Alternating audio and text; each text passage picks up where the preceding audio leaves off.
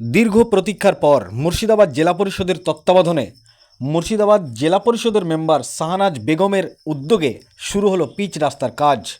ভগবানগোলা ২ নম্বর ব্লকের কামারি গ্রামের পিচ রাস্তার কাজ শুরু এবং তার পাশাপাশি নতুন গ্রাম এলাকায় একটি ড্রেনের কাজও শুরু হলো। আজকের এই উদ্বোধন অনুষ্ঠানে উপস্থিত ছিলেন জেলা পরিষদের মেম্বার শাহনাজ বেগম, অত্র এলাকার বিশিষ্ট সমাজসেবী সেরাজুল ইসলাম, আবু হেনা, আশরাফ আলী খান, এফরাজ খান, এছাড়া আরও গণ্যমান্য ব্যক্তিগণ উপস্থিত ছিলেন।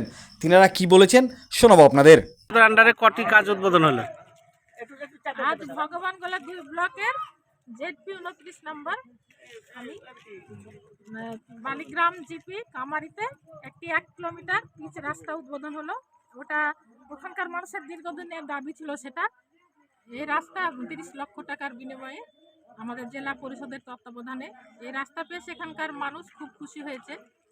আর তাছাড়া এখানে নতুন গ্রামে একটি ড্রেন উদ্বোধন হলো, এটাও ৩০ লক্ষ টাকার বিনিময়ে। এখানেও প্রচুর জল জমে এখানকার মানুষের প্রচুর অসুবিধা হতো। সেই হিসেবে এখানকার মানুষেরও একটা দাবি ছিল একটি ড্রেনের, এই জলকে ভালোভাবে নিকাশিত করার জন্য। সেই হিসাবে এখানেও একটি ড্রেন উদ্বোধন হলো।